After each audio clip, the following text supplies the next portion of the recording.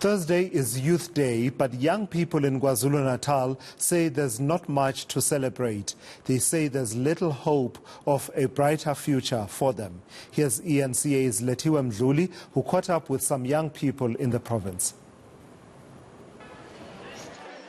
KwaZulu-Natal has experienced a triple whammy over the last 2 years. COVID-19, the July unrest, and more recently the floods. Ahead of Youth Day on Thursday, young people have spoken out about the state of their province and whether they see a future for themselves here. Due to these things of the unrest, COVID-19 as well as floods, I think everything in South Africa, it is not favoring our sides, and there are no jobs, everything is increasing. So I think for me there is no bright future. As much as I'm doing my course, I think as I see, I'm doing the course that is being affected mostly, like manufacturing industries and so on, logistics and transnets. So I think I don't have a bright future. I have to think about something else. Since we had COVID-19 last year, most of people have lost their jobs. I don't think when I'm going to finish my study, they will be able to hire me because most of people lost their jobs. So I think my future is at risk. Following all the disruptions, there's also concerns for future job opportunities.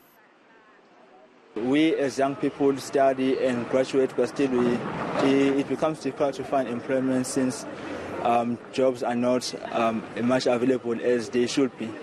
Looking at things at the moment, the youth don't have power, the youth are lost.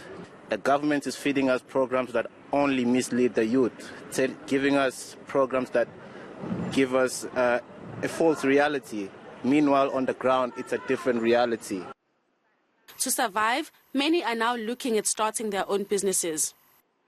I don't want to depend on my field, on the thing that I'm studying right now. So, because as you all know that South Africa, there is we have so many graduates who are unemployed, and then they become some of them they experience anxiety, some of them they experience depression.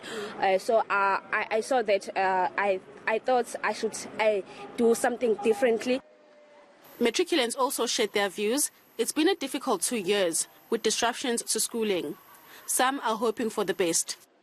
The things that have been happening, they really did disturb us, but in the end, it's all going to be okay.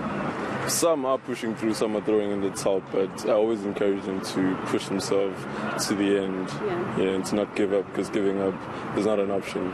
With all this happening, I think it's disturbing many people, as for me, because we have to face many challenges through this. Our homes get destroyed, and the economy as well. So it's causing a lot of lost job opportunity in South Africa. Others, when asked if they see a bright future in the country, the answer was a resounding no. South Africa is going into ruins.